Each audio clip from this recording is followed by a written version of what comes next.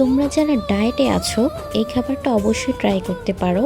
তো খাবারটা কিন্তু অনেক বেশি হেলদি আর হচ্ছে অনেক বেশি কার্যকারী। তো আমি এখানে নিয়েছি পাথরকুচি পাতা, দুটা খেজুর, পুদিনা পাতা, কাজু বাদাম, কাঠবাদাম, বিটরুট, শসা। তো এটা খাওয়ার পরে যেটা করব তারপর হচ্ছে এখানে মেথি আর অনেকগুলো রেমেডি মিক্স করা একটা পানি আছে, এটা খাবো।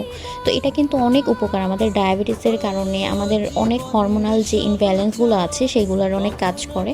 তারপরে এখানে একটা জুস আছে, তো এটা হচ্ছে আমরা বাসায় বানাইছি।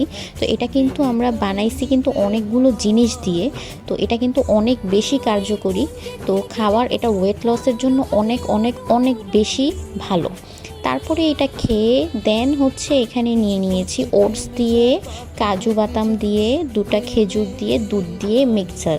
তো এই মিক্সারটা কিন্তু খুবই মজা এবং হেলদি। এটা খেতে খুবই খুবই খুবই ভালো লাগে, একটা হেলদি খাবার। তো এটা খেয়ে নিলাম। তো খেতে খেতে আমার মনে হচ্ছে যে আসলে এটা খেয়ে কিন্তু আমার ক্ষুধা মিটবে না, কারণ সারাদিন পর এই খাবারগুলো আমি কিন্তু অনেক টাইম হচ্ছে না খেয়ে থাকি।